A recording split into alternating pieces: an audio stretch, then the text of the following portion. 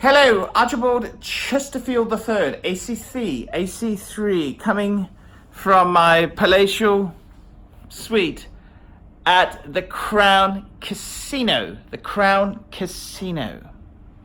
And when one travels to such destinations there, one has to have a certain degree of oomph and pizzazz. And I'm going to tell you, fuckaroonies,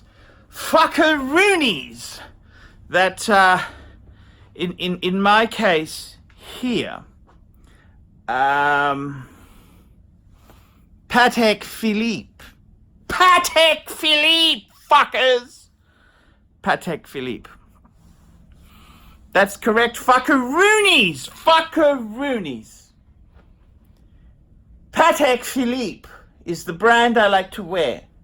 When I stay at the Crown Casino, I like to wear my Patek Philippe World Time. No girl size Audemars Piguet, no ghastly Royal Oak Quartz, no ghastly Squales. Patek Philippe, fuckers, that's the brand that your gurus should wear. I'm Archibald Chesterfield III. Tell me what you lousy, sniveling, cheap fucks, nasty, cheap fuckaroonies think of that. Fuckaroonies! Guys, Mark Goldberg here from Mark Vlogs Watches with a quick word for your friend and mine, ArchieLuxury, Paul Pluta, AC3, Archibald Chesterfield III. You know, he invented the quick wristwatch check, and the rest of us on YouTube, well, we just stole it. Help keep Archie full-time on YouTube by liking this video, watching this video, tell your fuckhead friends, and make sure to subscribe to his Patreon. And now, ArchieLuxury. Hi guys, it's Archibald Chesterfield III. I'm the method actor who plays that bumbling fool Paul Pluta. Okay guys, today I want to talk to you about building a humble Patek Philippe collection. And before we get into this, let's do a quick wristwatch check. I'm wearing a Patek Philippe 5035. This is the annual calendar. It's in rose gold, yellow gold, which is the J, yellow gold, and it's just a rather delightful piece. Okay, guys, building a humble Patek Philippe collection. Okay, so firstly, we've got to say to ourselves, well, look, guys, we really want to build a Patek Philippe collection.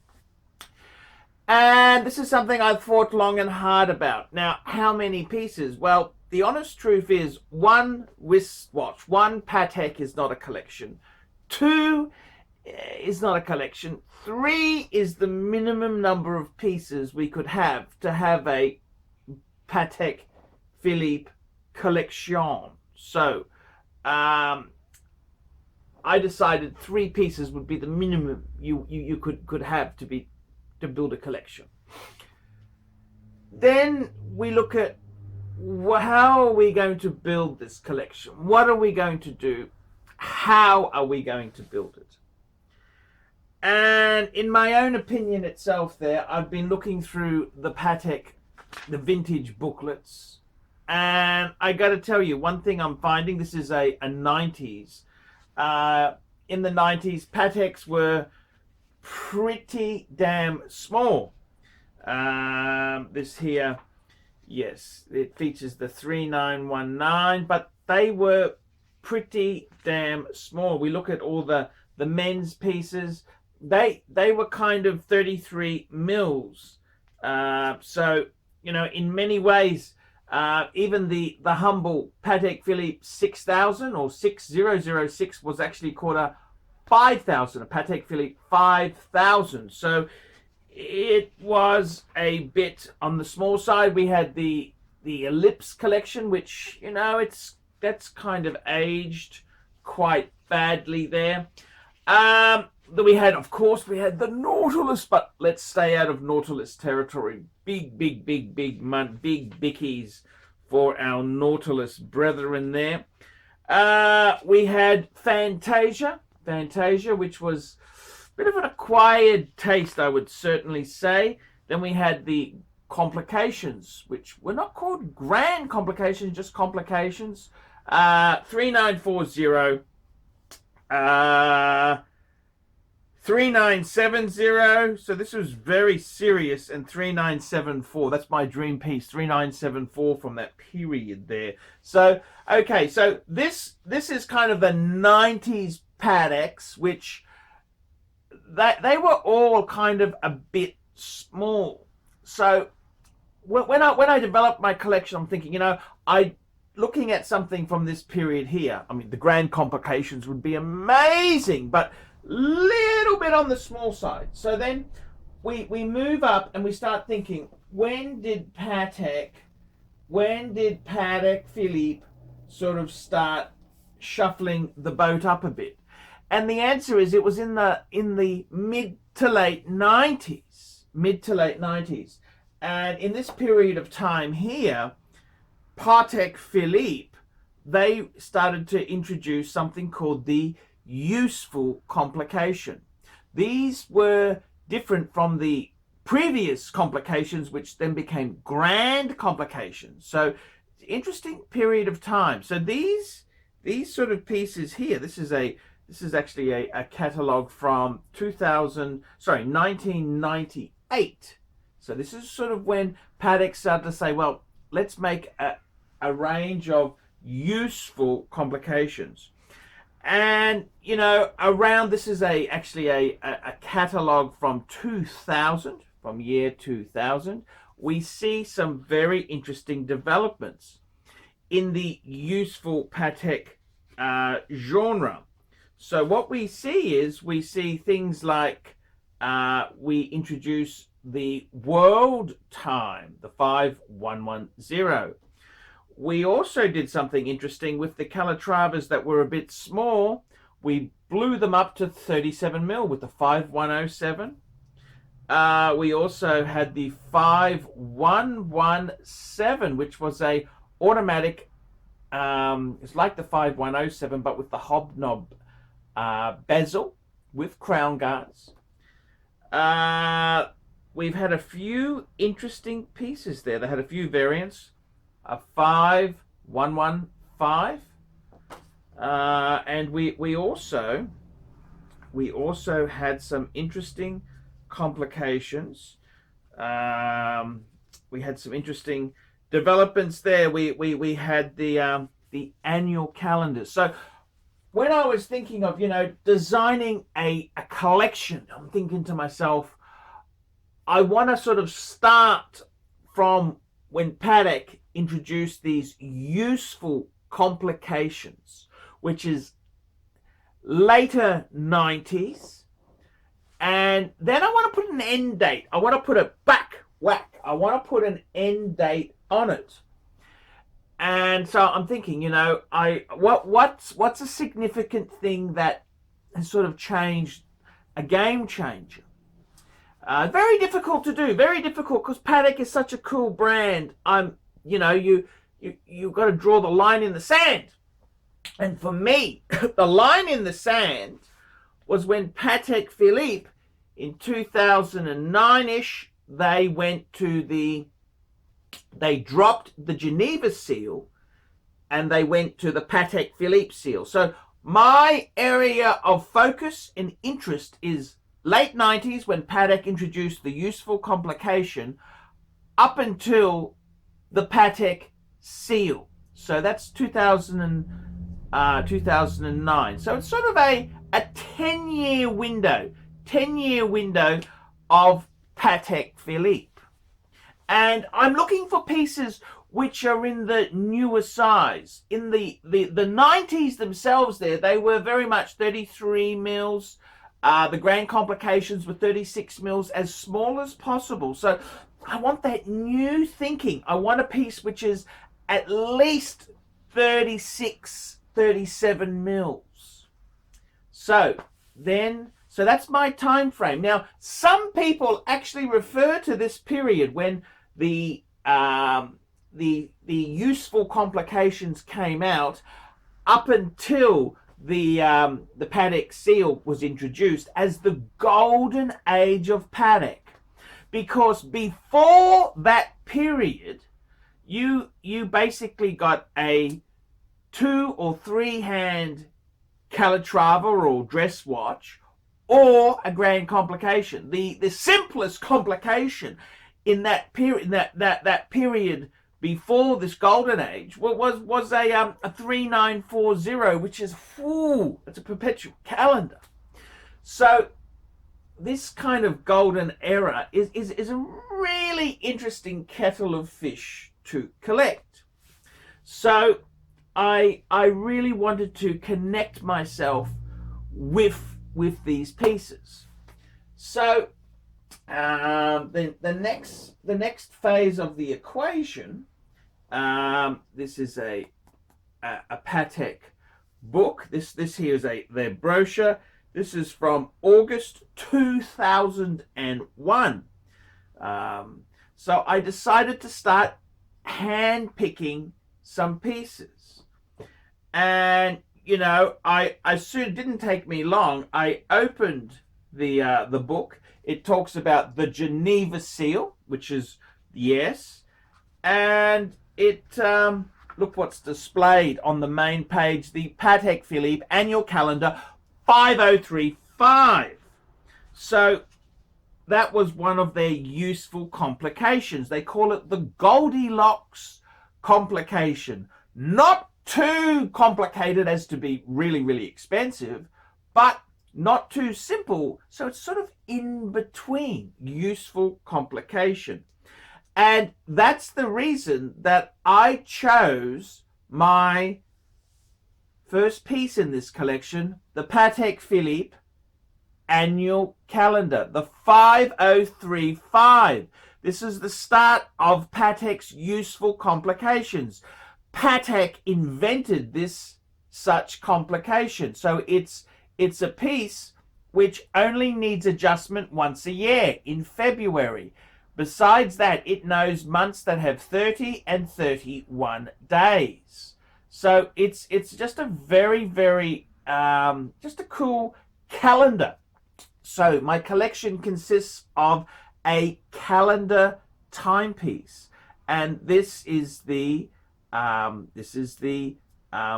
as you can see, 5035, very much in the Calatrava style. The case is the circular case. For me also, I felt the circular cases were more true to form. Bauhaus design. Very interesting piece here itself. 37mm, 5035. This was the first annual calendar. So I was very happy to add this piece to the collection. That's exactly right there. So these pieces here came out in 96, 97. This said piece here is a November 1999 piece. Absolutely, it's beautiful. Absolute. This is my annual calendar. So that's the first cornerstone in the collection. That's correct. The Patek the Patek annual calendar, which is a calendar watch. So, it trumps Rolex's date. This here is a calendar.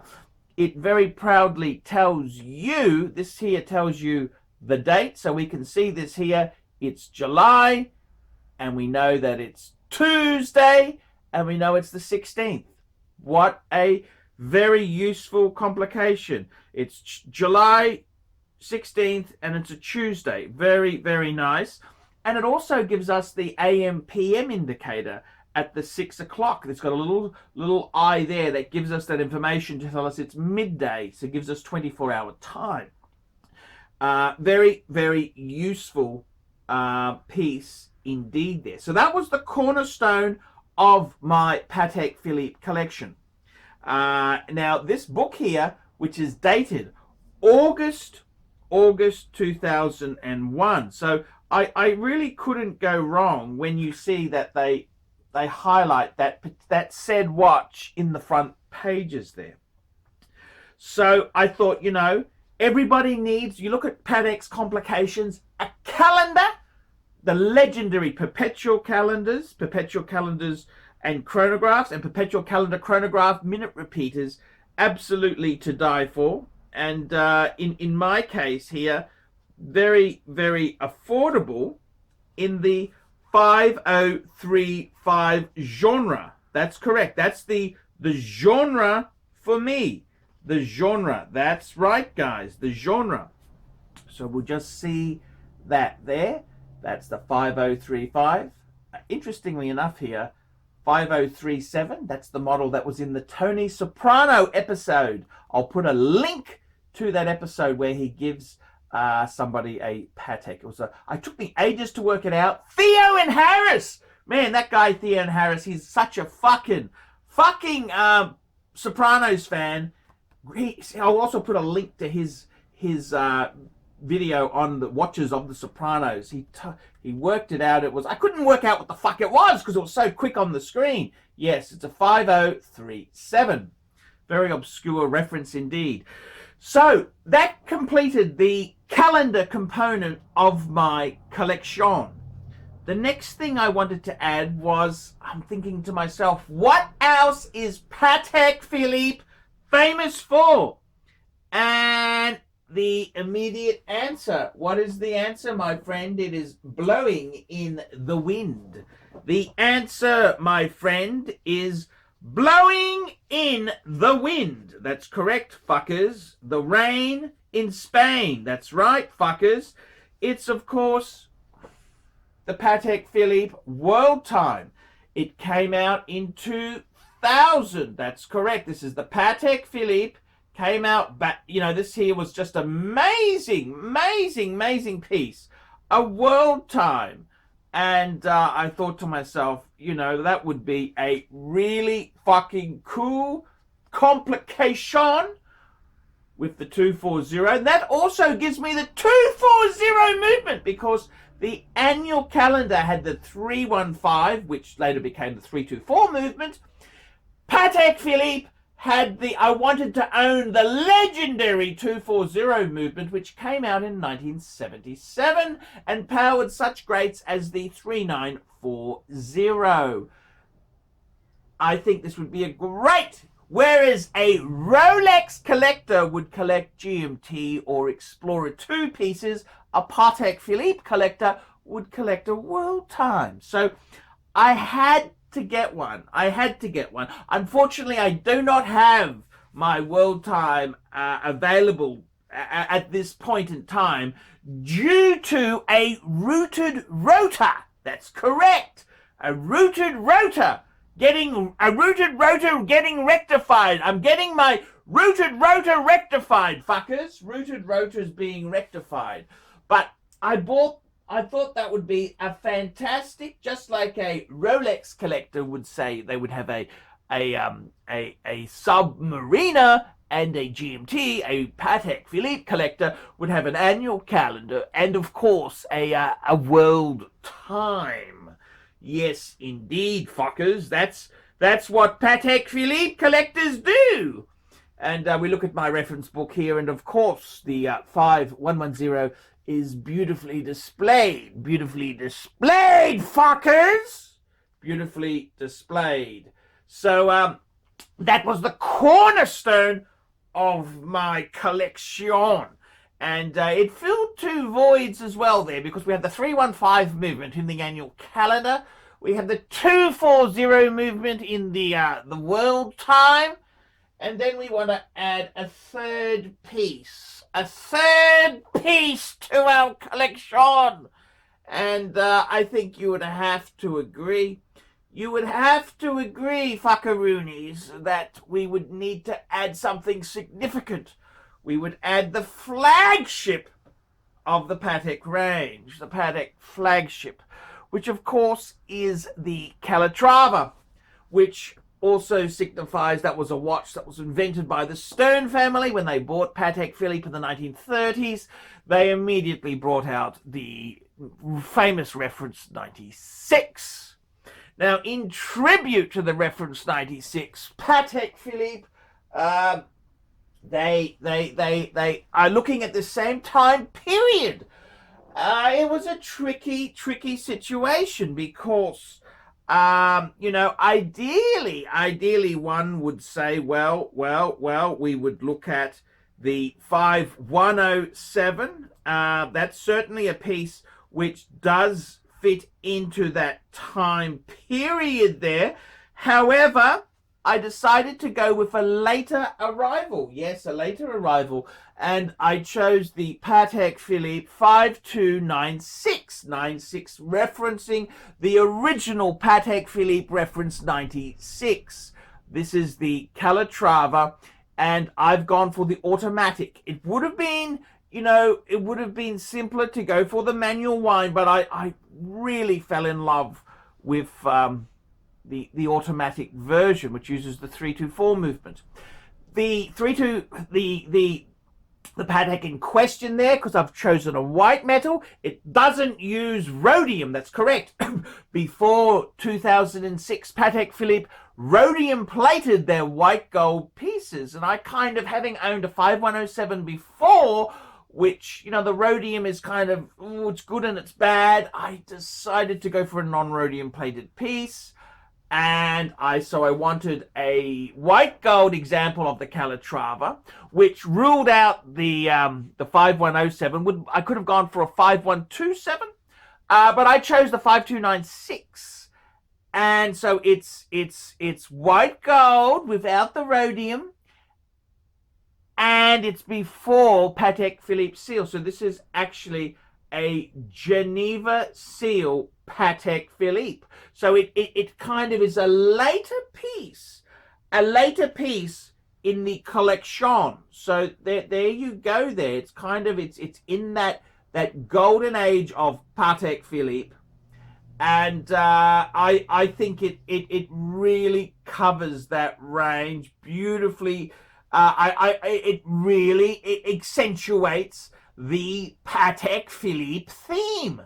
And I've got to tell you, you look at a Rolex collector, and they might have a Submariner, they might have a GMT function Rolex, like an Explorer 2 or a GMT Master, and they might have something else like a dress watch, like a Datejust. Whereas the Patek aficionado, he would say, well, I want an annual calendar, I want a world time, and I want a Calatrava. And this is the round circular type pieces in that golden age of Patek Philippe. So that's how the collection was tailored. It was tailored with that framework in mind. The framework in mind. So that's how I built the three-piece, my humble three-piece Patek Philippe collection. Ideally, it's given me a good footing in the Patek community. I would ideally like to add a piece using the 215 manual wind movement, and I'd also like to tick another box and possibly get a piece in rose gold to have the rose, yellow, and white gold boxes ticked. So that is something I am definitely considering in the future. I've just got to pay my damn Visa card off. Pesky fuckers at the bank don't quite understand that I want to buy more Pateks. But that is life. That is how it goes. So what can I say? Indeed, fuckaroonies, it's a my three-piece humble Patek Philippe collection. It's this is the reasoning. This is the will and the yin and the yang fuckers. Yin and yang. It's the yin and the yang and how they kind of piece together. That's what I'm looking at doing. So very much. It's an important element. It's very important to me to try and get those boxes ticked. I trying to get the Patek Philippe's. You've got to try and get the right genre in, the right genre. Yeah, so that's basically what I've tried to do there. That's what I've tried to do. So that's my collection, 3-piece humble Patek Philippe collection. And I think I've covered the essence of the brand. Now, there's much scope there. Just like in the Rolex collection, the white elephant in the room is that wretched Daytona. In Patek, it's no difference. The damn Patek Philippe chronographs are so fucking expensive. They're so fucking expensive. So just like in Rolex, you know, we would substitute, you would substitute a Rolex Daytona with a cheap and nasty Speedmaster. In Patek, we have the same problem. What do we do? What do we do? What do we do? So I'm waiting for a few people to die, and hopefully I'll get an inheritance and enable me to get a 5070 to fill in this collection blank. But yeah, we'll have to keep working on that, or a 5960 would be ideal as well. So, guys, that's the logic to my Patek obsession. This is how I've built my humble Patek collection. Guys, like, subscribe, and tell your wealthy friends about the channel. Wealthy, multiple Patek owner friends about the channel.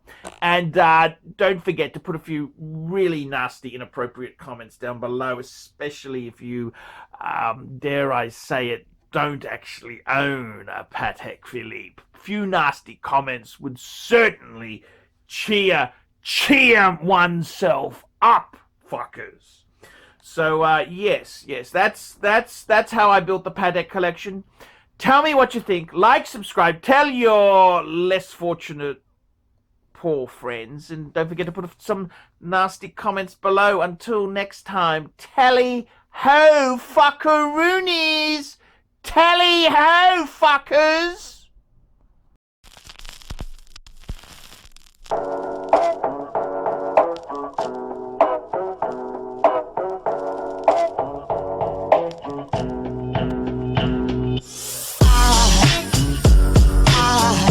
There goes a sight from my soul.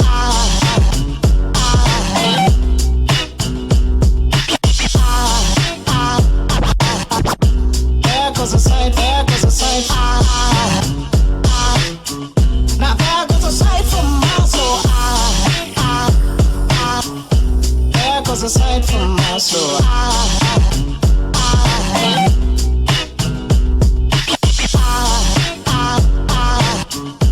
There goes a sight, there goes a sight. There goes a sight from my soul. I think it's all angels just walk by. I think it's all angels just walk by. I think it's all angels just walk by. I think it's all angels just walk by.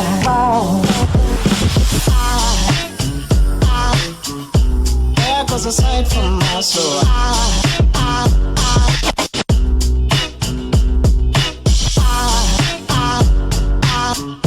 There goes a sight, there goes a sight. Now there goes a sight from my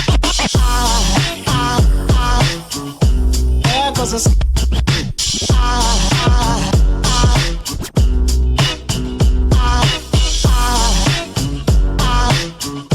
There goes a sight, there goes a sight.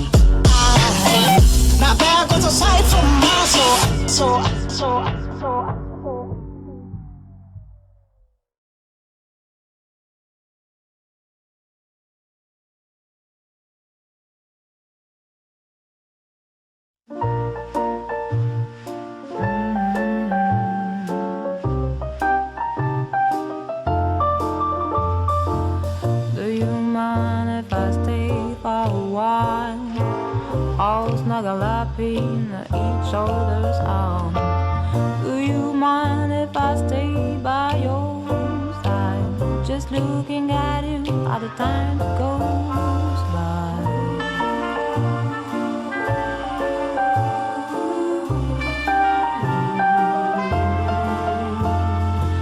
Do you mind if I stay by your side, just looking at you all the time goes by?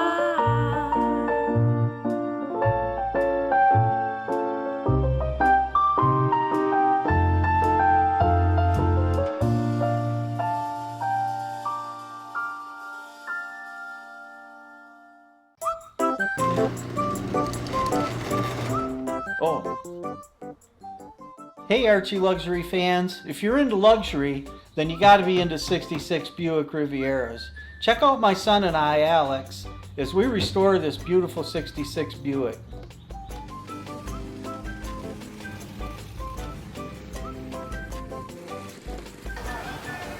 Neighbors are having a picnic, you know, having fun and stuff.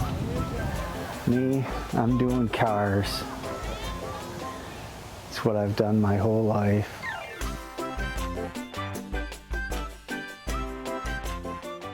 Boys and girls, ladies and gentlemen, once again, Mark Goldberg for Archie Luxury AC3, the Pontiff, Satan Deville. I want to sincerely thank you for having sat through this video because I know it was awful, but you know what? You do it for the greater good of humanity. Thank you so much. Now, a couple of quick pieces of homework. Now that you've watched this video, I would like you to hit thumbs up. If you must, hit thumbs down, but if you'd hit thumbs up, I would especially appreciate it. Go ahead and leave a really nasty comment and tell him how awful this content was, but most importantly of all, the entire reason that I am linking up with Archie Luxury in the first place. I am a published author. Let dogs be dogs. Available in bookstores, Amazon, and electronically somewhere near you. Remember, Archie Luxury. He's not just a figment of your imagination.